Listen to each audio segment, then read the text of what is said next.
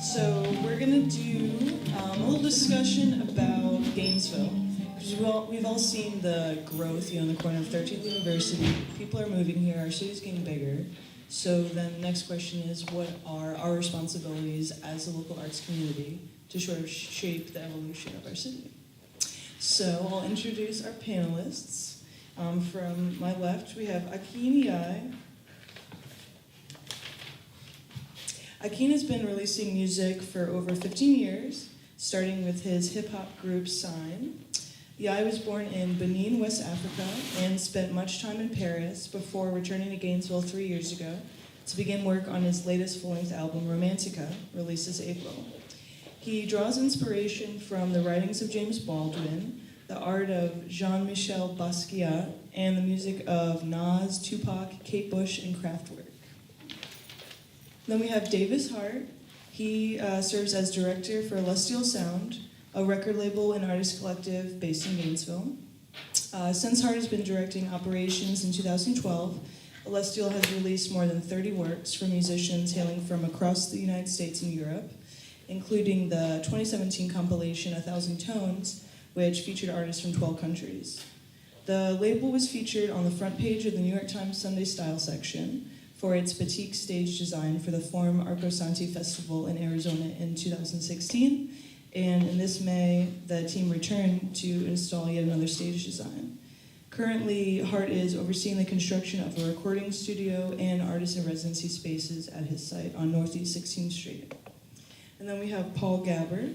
He's a director, actor, playwright, and radio host, born and raised in Gainesville, Florida. His No Performance Required bi-weekly live radio show on 88.1 WUBA, WUBA, covers both local and national theater topics. He serves as the founding artistic director of Why Not Theater, which develops, promotes, and presents new work for the stage, and he works as a fine arts specialist for Santa Fe. In the past, he served as a theater instructor at PK Young, board member at a Crosstown Repertory Theater. He recently returned from 3 months of training as an advanced director at the Eugene O'Neill Memorial Theater Center in Connecticut, where he studied with Rachel Jett, Skip Mercer, and the Complicite Physical Theater Company from England. And then Taylor Williams Durant is a creative consultant, personal coach, performer, and writer whose work with Guts and Glory Gainesville has shown the city the power of live storytelling. Her Pants on Fire storytelling series has filled the Woolly and challenged audiences to decipher fact from fiction. Williams Durant spent 25 formative years in Gainesville before setting out to pursue storytelling and improvisational comedy. She's trained with the Upright Citizens Brigade in Manhattan, and in Washington, D.C., she's performed with Story District and appeared in iMusical, a fully improvised musical comedy. In addition to performance training, Durant's professional background in mental health adds a layer to her communication acumen. In her consulting work, Williams Durant uses both improv and storytelling to conduct corporate team trainings. And then Jay Rosen is a visual artist and designer whose work was featured in GUTFest on Friday night at Mama's Club with the Music of Time, who's here, shout out. His mirror vision ocular apparatuses give those who wear them an immersive kaleidoscopic experience. Much of Rosen's work explores the possibility of perception and visual phenomenon by harnessing the transient nature of light. And he works in Gainesville as a software developer. So that's our panelists today. I'll start with the questions. So first, why is Gainesville a place artists and art lovers should live? And how do residents stand to benefit from living in a town with a vibrant art scene? And then we're going to go Akin, Davis, and Taylor.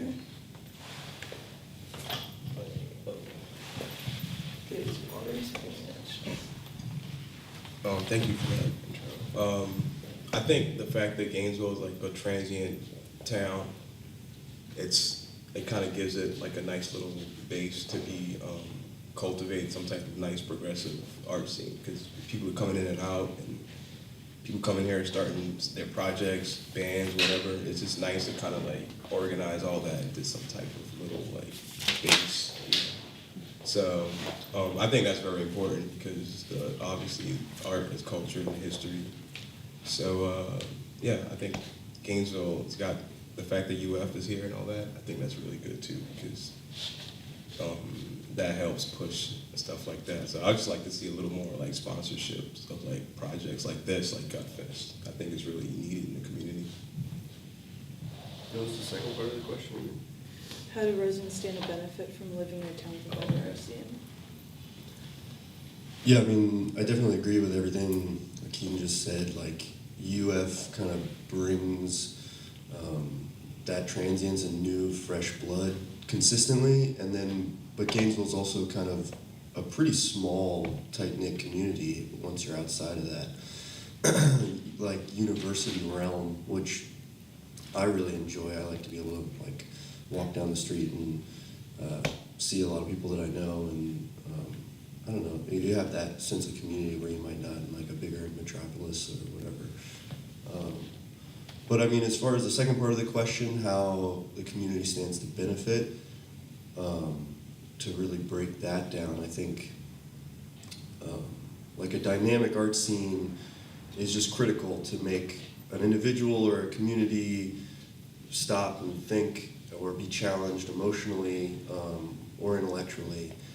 And if you don't have that element, then I think you get a sameness that a lot of American cities see, especially like the smaller ones. There's like this everywhere America element to a lot of towns that I see. I mean, I've toured a lot, so I see kind of that sameness exists all over the place. And when you get like a good art scene, it develops an identity and something that people can attach themselves to and say, yeah, I'm from Gainesville, and we do this, or, and they know what that means, I think. Those answers are hard to add to because it's really complete. And I think if I could add to it, I would say there's an accessibility factor here in Gainesville, both to artists and to residents, that's really unique. I haven't toured, but having lived in New York and DC, just bigger cities, there's a neat advantage in those places of just like there's so many things going on, right? But I sort of have come to feel that way about Gainesville, where every night there's sort of competition of which event you're going to go to because there's so much going on. However, I think like pricing wise and community building wise and openness, Gainesville has an advantage in that it's very accessible. Like the artists are easier to get to know. It's easier to get into shows. There's not as much competition. There's a lot more, just openness and excitement around the arts versus people being sort of cutthroat and trying to make a lot of money or be the coolest or the best or whatever. So there's a ton of support that goes along with the accessibility, and I think that's really an exciting thing to be a part of. Having grown up in Gainesville and been here for, I was here for 25 years, I think, before I left, people used to always say, if it wasn't for the university, Gainesville wouldn't even be on the map. And now, I mean, I understand what that still means, but I don't think that's true anymore. And you can tell people who live in big cities about Gainesville, and they're like, oh yeah, and everybody kind of knows. And I feel like, to me, intuitively, it feels a little bit like Austin, maybe like 15 years ago or something like that. I hate to even compare us to some other place because I think we own ourselves, but I think that kind of growth and excitement around who Gainesville is really neat and exciting.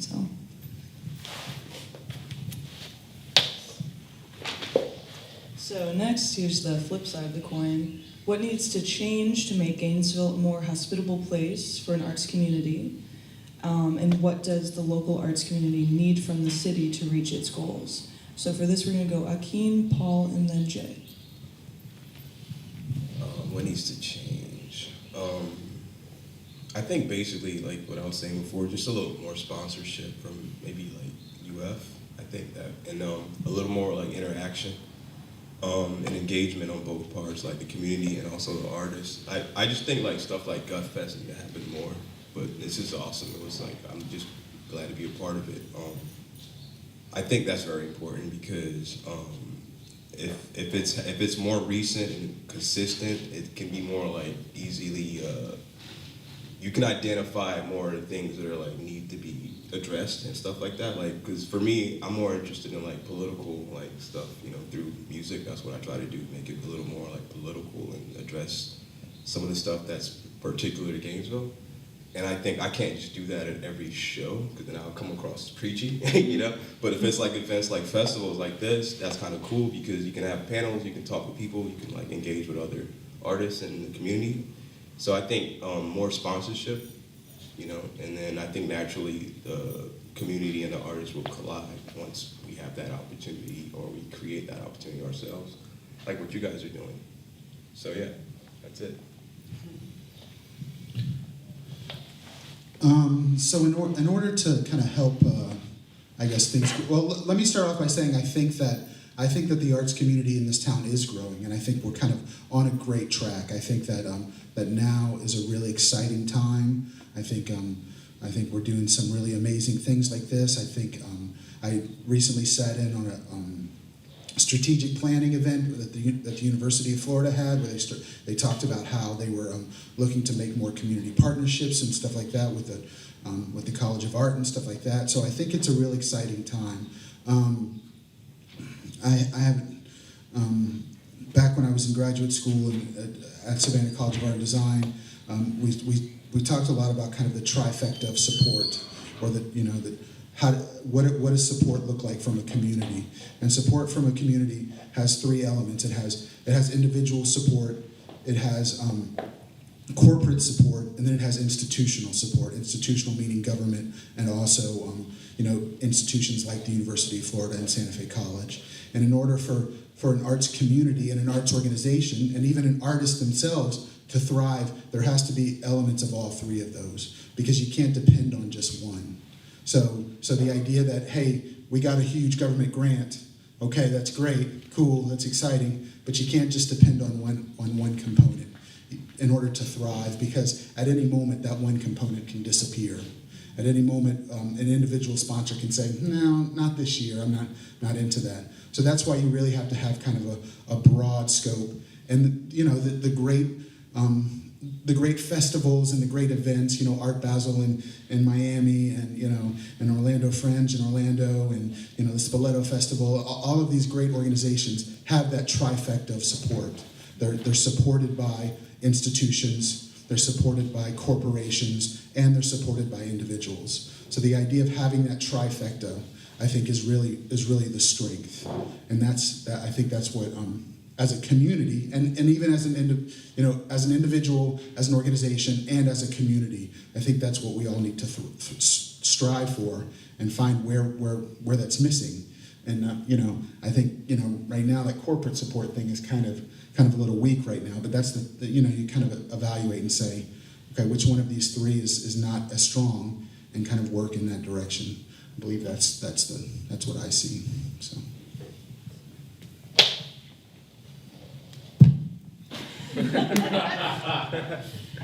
What needs to change? An interesting thing about Gainesville is that we are like this blue haven in a sea of red, and like on a national level, the public funding for the arts was kind of axed, so that affects Gainesville. What can Gainesville do if the United States is kind of through a little crisis of where do you find funding for the arts? We're trying to find steps in the right direction. I think 352 Walls is doing a great job of bringing international artists into Gainesville and helping our local artists create beautiful, vibrant murals all around the town. University of Florida is, of course, the center of Gainesville. And when people think of Gainesville, they think of, gators or the swamp. And there's that phrase, drain the swamp. But maybe if we drain the swamp in Gainesville, maybe it'll become more beautiful. On the outskirts of the university, though, are these really interesting places. The outskirts of the university are like the 13th Street and 34th Street, those graffiti walls where anyone could just express themselves and paint. And there are some really beautiful messages that are painted, and sometimes it's very hateful, and those are the things that also make the news. But I think steps in the right direction are funding, if we can fund, if we attend shows, we're helping the people, we're helping the locals, and we're helping the people tour, and they continue to tour to Gainesville and make Gainesville pretty cool.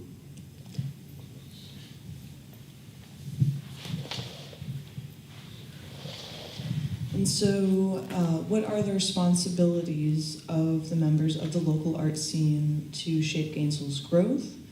This is like a long question. What is the impact of having DIY venues and community spaces? And the task at hand is, what can the local arts community do to slow or stop the process of gentrification? So we're going to do Akeem, Davis, and Jay. Can I read that? Yeah.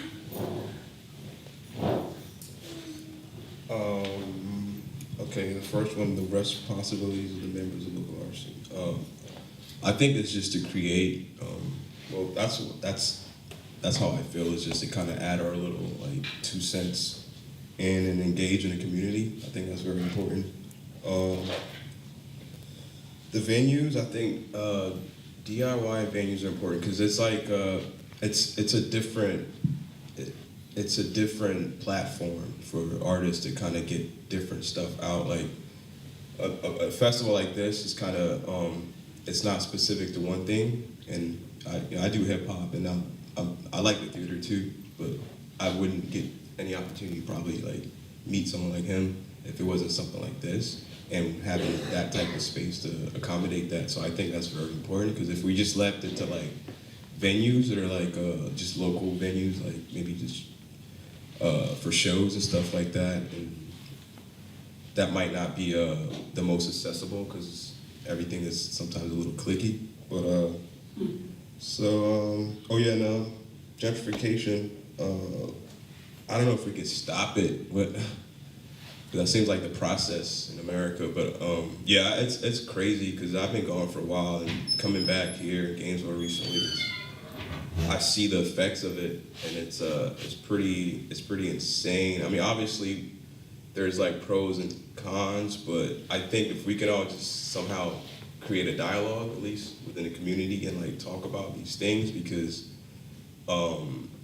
it's like historic Gainesville. It's just like getting shed, and like, you know, it's like the history is important. People need to know like why, what was there before and stuff like. So when I see certain things as far as like new shops, and it seems like everything's being catered towards UF a little bit, you know, like, well, it doesn't seem like it is.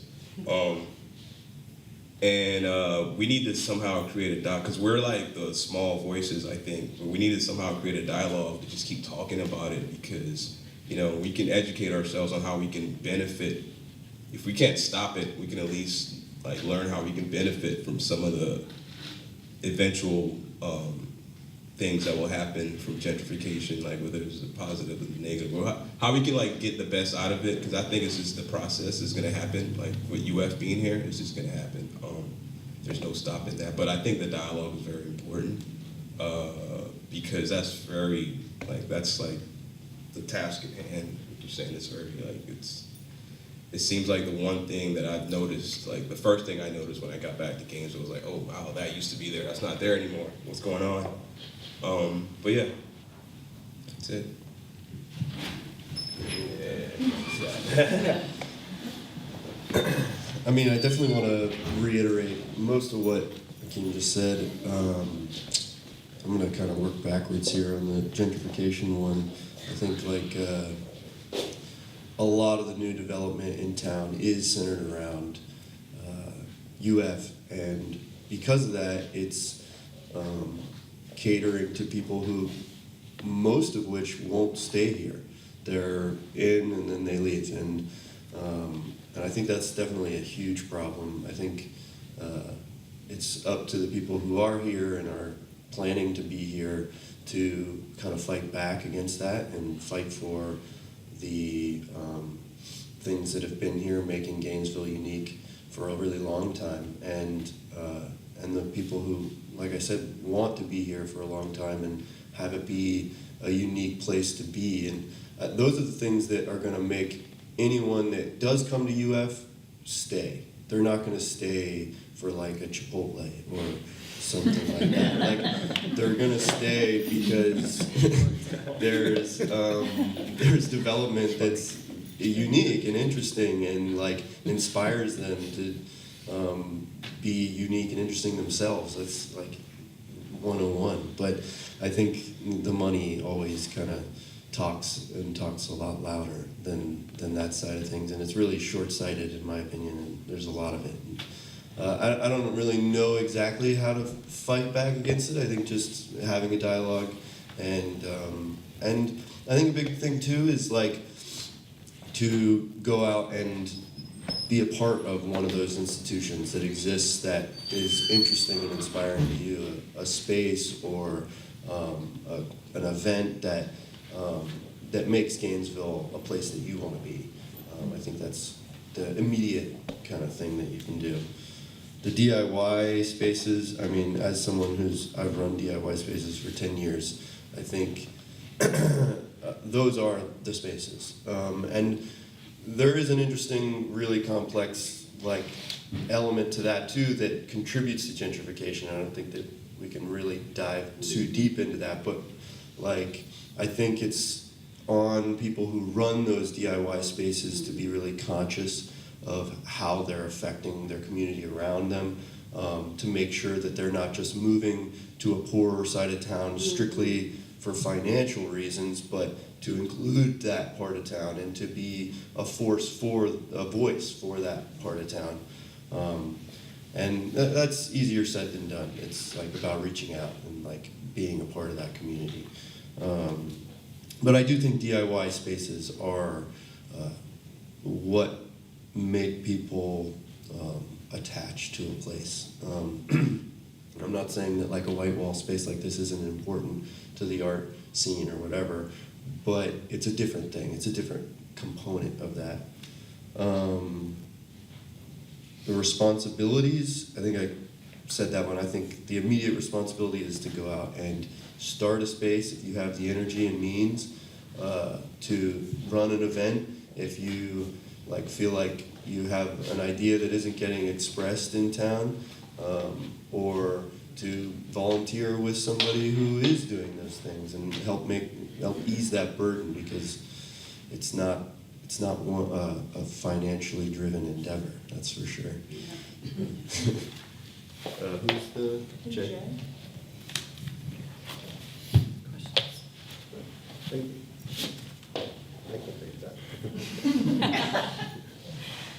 DIY. Funny thing is, when I was making the dome last week, I was using the hashtag on social media, DIY is dead. DIY is dead because not enough people are doing DIY, and I just want people to remember that you can make any of these yourself with tape and plastic. DIY spaces in Gainesville are really awesome. Across the street is underground, the Sun Center is something called the Gainesville Hackerspace. And there they have all these resources available for anyone who's interested to use 3D printers, laser cutters, lots of electronics, very smart, creative people who are very open to creating things. They have open house every Tuesday at 8 p.m. and you can just check it out. I mean, a lot of cool things that are happening in this town are like made new arts. The artist Hillary White helps foster children around this town, teaches them art and lets them create. And even like Gainesville Girls Rock Camp lets children create really cool bands and have a concert, and like teaches this idea that you can do it yourself.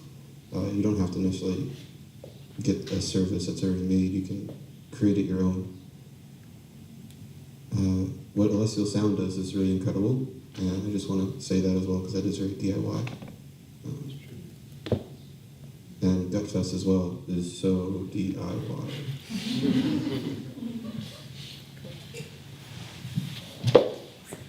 Your question back? Yeah. Okay, so now we're going to have an opportunity for some of our panelists to talk about their future projects and goals. So for this one, we're going to have Davis, Paul, and Taylor. Future goals and Projects and goals, yeah. Projects. Currently, actually, just recently starting a new DIY space, despite the horrible decision I know that is. But we're going to the curator of Gallery Protocol, which I think was a really important force in the community the last three years or so. Just got a job in Virginia and left, and we will miss him. And so Celestial Sound decided to take over that space to try to keep it creative in that space, and not have it go to just straight up a retail use or whatever. So that's an immediate thing. We're going to be opening probably next month on the other side on the 6th, over by Wards. And a little more long term is I've been working on a project over off Northeast 16th Avenue on the east side of town for 3 years. We have like a fabrication shop over there, and we do, and we're building 6 individual artist studios and some recording studios, and the idea being that we can host a residency every few weeks in the visual and audio realm. And I think the long-term goal there is to help artists have financially stable careers. I think I grew up with like an artist for a full-time artist for a dad, and which basically means I grew up really poor. And I think the thing he never really had was any help, basically, someone to guide him in all the things he wasn't very good at, like marketing himself or figuring out how to sell his work or whatever.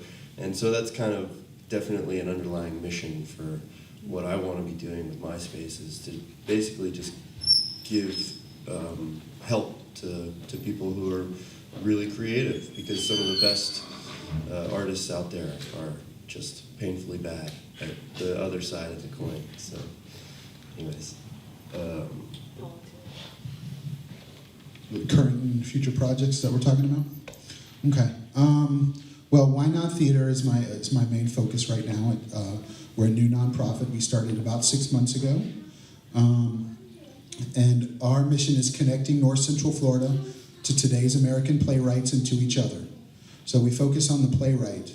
We bring professionally produced playwrights and their work to Gainesville, and then we also help people that are in this area that consider themselves playwrights, help them develop and show off their work.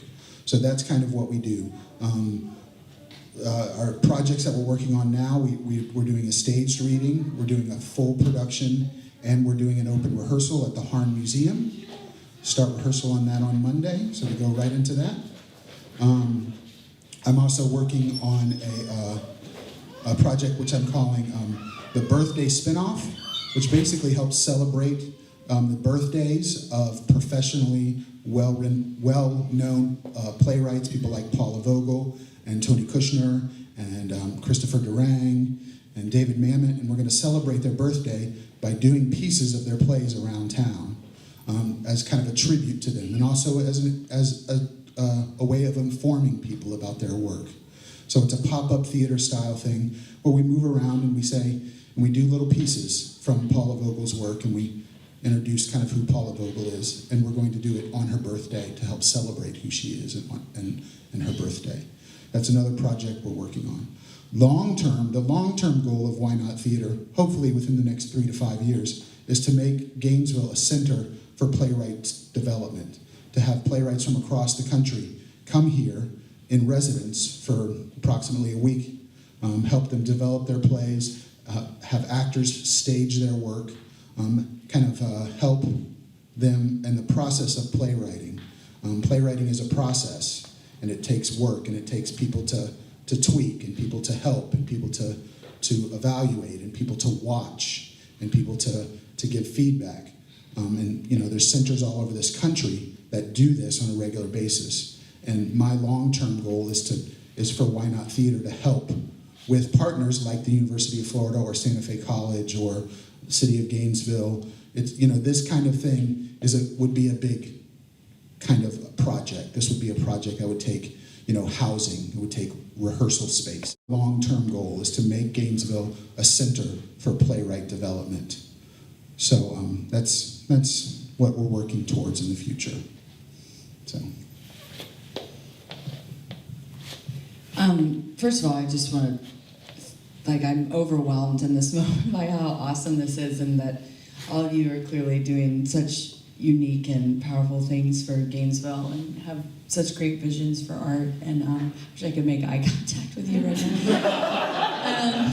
But we are. I know that we are in our hearts. Eye heart contact. I don't know. That's it. Or through the light or something. So I don't know. So my gig is storytelling, and I feel like storytelling is important to me because it's basically what we're all talking about, or that's what I believe about it. And there's sort of like a common thread of humanity that can be found through our stories and how we share them. So I think, even when we're talking about DIY spaces and diversity and gentrification and all these things, we're looking to, you can hear stories all the time, like does anybody listen to The Moth or S-Town or Risk or Mortified and things like that? There's a lot of podcasts out there devoted to storytelling now. But I think the reason why people love them is because even if you don't share the literal meaning of a story with someone, there's an element of who they are or an emotion they might be feeling that you can connect with, right? And we all experience the same depth of emotion, joy, fear, shame, sadness, all of those things. And that's what our stories are about. So that's kind of like the broader vision in a community building aspect of Guts and Glory, even though the Pants on Fire shows are totally off the walls, like inappropriate, raw, usually funny stories. But so the goal is to continue with our Pants on Fire series. There's a lot of audience involvement, which we really like, to have the audience feel like they're a part of the show.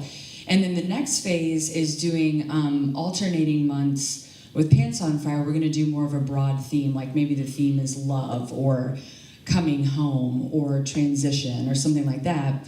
And those are going to be housed at Cypress and Grove Brewery, the newest one that just opened up. We have a dear shared friend who is part of that, the team behind that brewery. So I feel like not only are we trying to take a broader theme and a broader audience to that brewery, but we're very purposefully using the brewery to also uplift them and try to help them with their sales. And they're so community driven, and hoping that will bring other shows and performances to their space once people know that it can be used that way.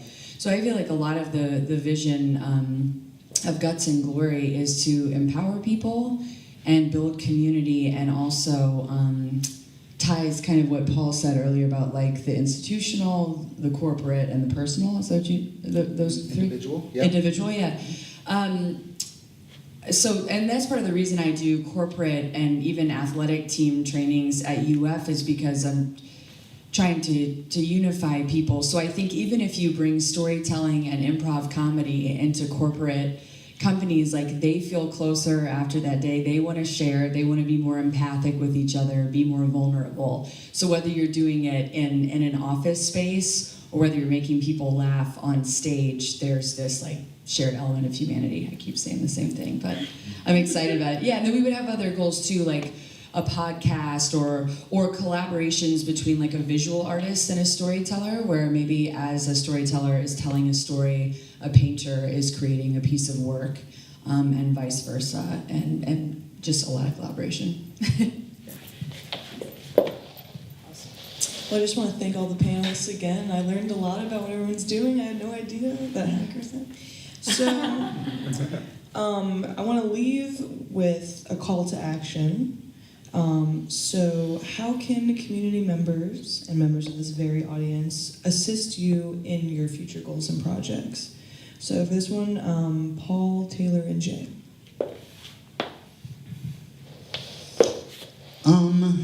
I think the call to action is not specifically about me, but I think about the community here. I think it's just important, and I think this has kind of been echoed throughout the room today, but it's real important for our artist community to support each other, ourselves. And I know that's a difficult thing. That's something that I struggle with myself, after working an 8-hour day and then, being in rehearsal all week, do I really want to go see this show tonight? I've been working, But the idea here and I struggle with it. I think about this a lot. I think about the idea that, hey, I want artists to come see me. So if I want artists to come see me, then, I would expect that I would go see artists. So it's that same kind of sense, of, we kind of have a responsibility, I think, to support each other. Because it's just not, it's not we have to be there for each other, I think, especially during these tough times. And it's not an easy thing, but it's an important thing. And it's something I challenge myself with to say, okay, I'm going to go see this show, even though I've worked an 8-hour day and I've busted my butt, in the studio today for 12 hours, and I don't really feel like going, or I'm hot and sweaty or whatever. I'm going to go see this show because I would expect them to come see my show, and I just think that's important.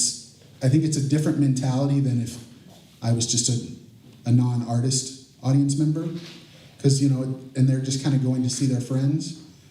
But for us, it's a different kind of idea. It's the idea of we're in this together. We're in this fight together. We're in this fight for funding. We're in this fight for support. We're in this fight with each other. So that's my call to action to everyone, to say, hey, do it. It's not easy. It's not.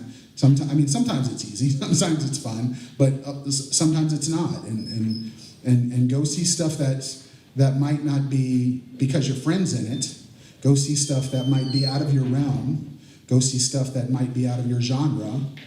But go see stuff that you're there to support them because you want them to support you. I think that's a really important call to action for all of us, and for me too.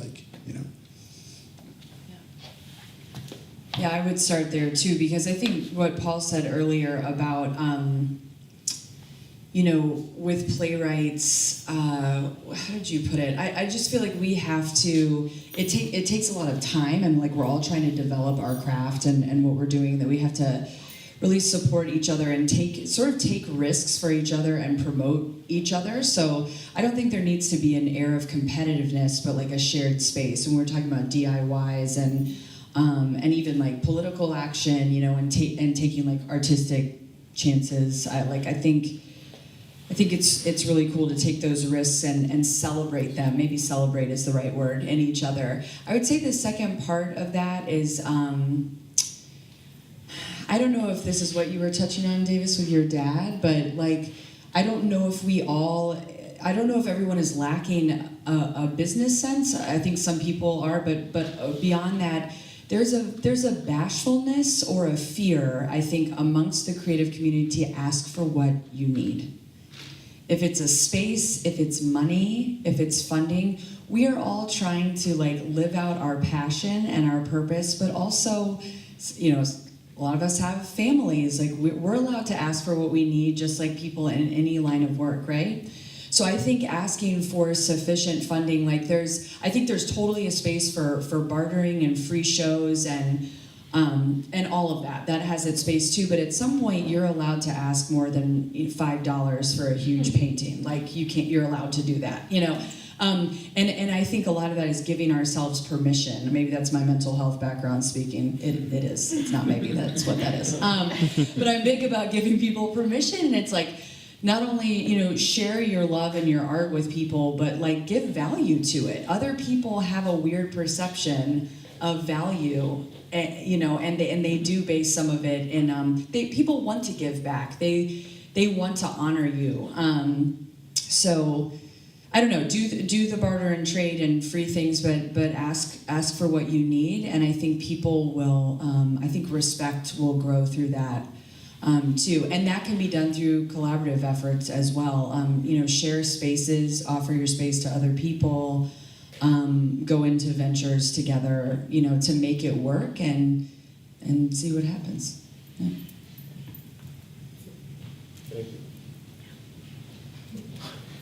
Yeah. So the call to action, the whole me with my endeavors. In be direct, so I'm gonna take this off. Turn the AC on. It was pretty hot in there. And by the way, this thing mirror vision, it only works when you interact with it. The wearer has a different perception. You all had a different perception. When I moved, you saw reflections of something else or of other people when you were looking at me, and that is really just you looking at yourself. To be direct, though, what can help me, a call to action, I would love to collaborate with Celestial Sound in like a mirror vision prototypes. And a call to action to time. My band over there, Michael and Sarah, thank you so much for spreading mirror vision all over America, and about to do so again August 18th as our kickoff tour, 25 states and Canada. And we return right after GUTFest. I believe the day is going to be Halloween, and I think it would be pretty cool to have like a Halloween mirror vision costume party. So a call to action to everyone here. We're going to have the coolest Halloween party this side of the hemisphere of Earth or Mars. More call to actions. Amy, Yes. you were the first person to ever see me wear mirror vision outside. Yes. Thank you for your reaction and making me feel like it wasn't so weird, because you laughed. And that is, I think, a cool thing. I can keep going, but I'm not going to. Can I ruin that awesome last call to action? I'm sorry to add on to it. The one thing that gets stuck in my head a lot, and actually I very much love and appreciate Amy as well, but Amy and I talk about this a lot, so I don't know where this fits into the call to action exactly, but we've talked a lot about collaboration and spaces and things like that, but it does feel frustrating sometimes that festivals are the best example of like, let's all come together. You know, these are 3 days in a row of these amazing things happening, take some chances and risks. But then like, there's not a place in Gainesville or online or like whatever to find all of the arts events at one time. It feels so decentralized, and some of it is because it's like UF versus the rest of us or something, I don't know. I feel like people have reflected that feeling, but just, you know, even like the arts calendar is so incomplete, or, you know, it feels very decentralized. So I don't know where that fits into the call to action, but just like, is there something we can all think about and be very intentional about in uniting everyone and having one place where our community can go to and reliably find all the awesome things that are going on at one time. Because this is... Can I add? Yeah, we're gonna open it up to audience comments. Do you want the mic or? Now? You're opening it up? Yeah. Okay, sure. I think you can hear me. Well, I work at UF in the art department, and my name's Amy Freeman. And I just think that what you just said, the whole decentralization of all of the information. I've lived here now for 6 years. I'm just a visiting assistant professor for 6 years, so I'm not like official faculty. But I don't know Gainesville still, you know? And I'm in the middle of like, Jay was one of my students, amazing student. And I have a phenomenal degree of students that are amazing. But in terms of how UF is with the community, I mean, I think it's very different. So I'm just finding out a ton of stuff about Gainesville now. So that is a problem, right? I know more about Gainesville because I'm also a mother, and Fun for Gator Kids rocks, right? You go to Fun for Gator Kids, and every single event is on there that has anything to do with kids. We have nothing like that is centralized for the arts, and I think that's a shame because it is such a big arts community with little hubs everywhere that are really phenomenal, and I find slowly as I venture out. Right? And people will always say things like, where has this been? You know, and like mine hasn't even been around for a long time, but so I'm talking about other things, or like even other venues, and it's like, it's been here, but people just don't know where to find it or look.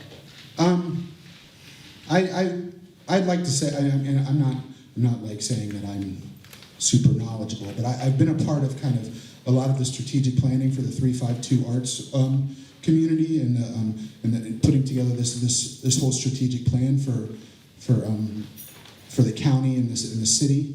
And there is a 352 Arts website, And I'm not suggesting that this is complete, because it's not, but it was created with the intention that it would be complete, that it could be complete. And it's open and available, and it's just one of those things where I feel like if we made another one, you know, it's only going to be complete if the artists go and use it. So the resources are out there, and you know, the 352 Arts Calendar is available for people to submit events and profiles, and you can put a profile about your organization, you can put a profile as an artist, you can submit events that are on there, and then people go to it and look, and it's just one of those things where it's only going to be as complete as it is when people would, yeah, and I think that's the issue. I think the issue is that is not that the resource isn't out there, and it's the same. You know, there's also I think that I can't think of any off the top of my head, but there's probably several different. Gainesville Sun has another calendar. You know, there's several calendars, but the calendars are only going to be as useful as when people put stuff on them. That's my thought process. Who runs Fun for Gator Kids? Who does that? It's a private organization, I think. I don't know off the top of my head, but I know it's a private person who runs that thing. So. And it's because people submit Yeah. there's events to it. Yeah. Right. Okay. Right. But it's just not in Gainesville. They have one in St. Augustine, they have one in Tampa, they have one in Orlando, and it's like a major hub for families and parents. Right. Do they make money off advertising, or they? I think they Yeah. do. So, I think so. Yeah. So that's my plug for 352 Arts is that it's you know, if we want a kind of hub for our organization, I think that's probably the best place to start. That's my plan. So now we're going to go to Faye Williams, who runs Mama's Club. I don't know if you guys are phone. oh yeah.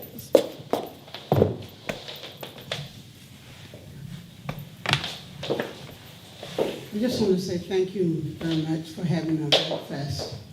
I lived in D.C. for 30 years, and so I was very involved with the artists there, and especially the jazz community, music community. And when I moved back to Gainesville, they told me I had to go back to Leonardo's for jazz, and I was offended. Because when I was growing up, we went to Leonardo's for pizza, and so that indicated that I could open up a place and, you know, make it something.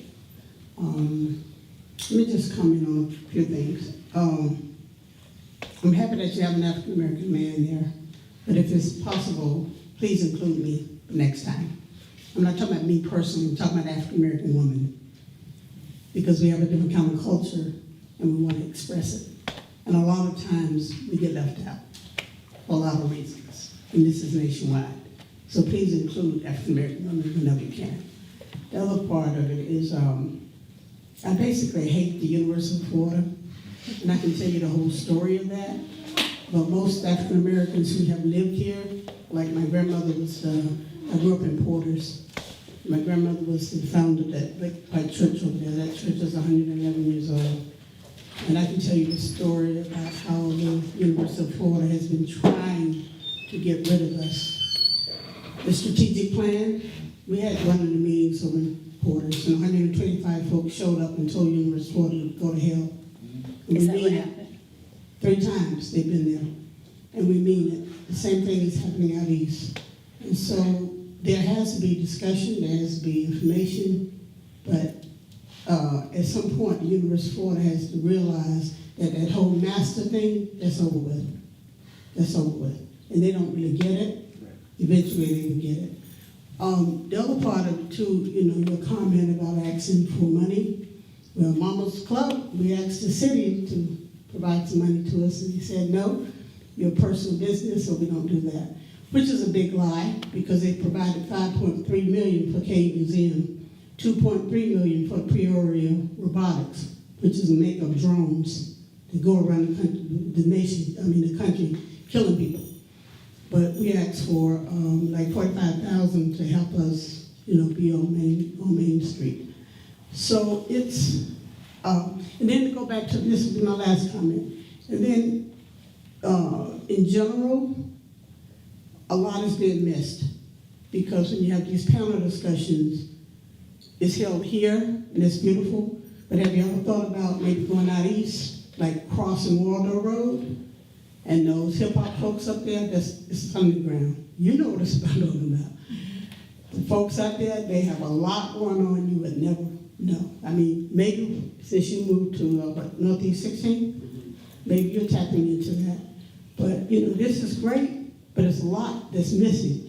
I mean, really, if you really want to do the underground, raw, really, really, really want to know what's happening in Gainesville, you have to go back to the community.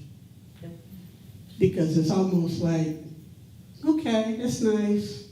And then I go home like, what was that about? And I'm not trying to say, I didn't learn something from you, but really, go out there and find out what's really happening out at Duval. And so, and then sister, I'm glad you mentioned the idea of asking for money. Because, especially with women, we're sort of hesitant with doing that. Well, I'm not hesitant. So if you have any money you want to throw to Mama's Club in GUTFest, do it, because we need it. Thank y'all very much.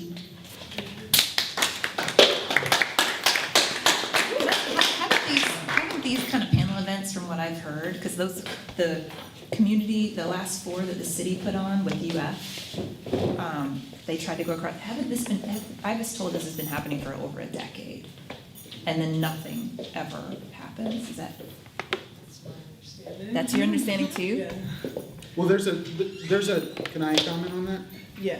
There's a difference between, there's the 352 Arts Initiative, and that's been going for over a decade. Yeah. And then there's also a new University of Florida strategic plan that has attempted to partner with the 352 Right. Arts Initiative. Right. And that has been very recently, within the past year. So it's kind of 2 different strategic plans attempting to become together. Was that the whole point of those meetings? Was to partner with 352? Yes, that's my understanding. That was not clear. That's my understanding, that the idea of partnering the 352 Arts Initiative and the University of Florida Arts Initiative, which I don't know if it has a name or whatever, together. That's the idea. I don't know if it does. But the 352 Arts Initiative has been going on for probably 3 or 4 years. Well, I just want to say, based on some of the comments you guys made, is that I think UF needs to, in terms of artists in the community, I never know if I'm going to have a job next year. I'm on a year contract. So I'm always looking at the community. I think it needs to happen outside of the university completely. I don't think that there should be a reliance on the university. I think it should be a partner and an aid, but I think there needs to be something else that takes over. I've lived in a lot of different places. I've taught at a lot of different universities. I taught at SCAD. That's my first full-time teaching gig. You look familiar. Yeah. I think we might have been. I know. I was like, oh, you gotta grab.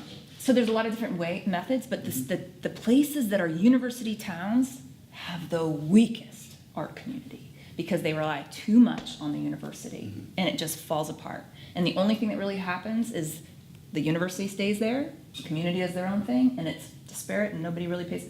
Everyone's trying to communicate, but they have this huge hub, and they dominate. I don't think we should even think about UF. So for a final comment, we're going to go to Sarah, who performed with the group Time on Friday night. I just want to give a little bit of a perspective from a musician and performance artist that does something experimental and weird and just different from the mainstream. And I think for myself and people like me, sometimes there's a stigma that no one cares, there's a group of people that maybe do the same thing, they're into the same kind of instruments, same kind of performance style of music, and those people care and they're a minority, but then who else cares? And maybe that's not actually true. Maybe people do care. And in my experience booking long tours in this country, I send out so many messages to book a venue to get people to play the shows with us. And maybe I send 100 messages and one person from those 100 says, yes, let's do it. But I think it's important for us to step a little bit outside of that stigma and realize that there are people who care. There are people who are just like you and want to bring something important for the community and want to share the art. And for example, GUTFest, we had just gotten back from a 2-month tour, and we're like, what do we do now? You know, we're home for a bunch of months, and I saw the ads, and I thought, this is such a great idea. And it was a theater festival. We're not theater. I mean, we write music, and we do like singing, dance performance, but we're not traditional acting. But it really was a good experience to just kind of get a little bit out of that, oh, well, what if people don't like it? What if they say no? And I think in the same way for advertising, a lot of times, like, there's so many amazing events, amazing musicians and performers from all over the country come here, and no one gets to know about it because no one really thinks, okay, maybe I can send the information to this paper or this, and no one's going to care. But maybe people will actually care if we just step a little outside that self-proclaimed like reclusion and just try. And I think that we will all find a better response sometimes than we hope for. So that's it. Well, let's give a round of applause for our panelists.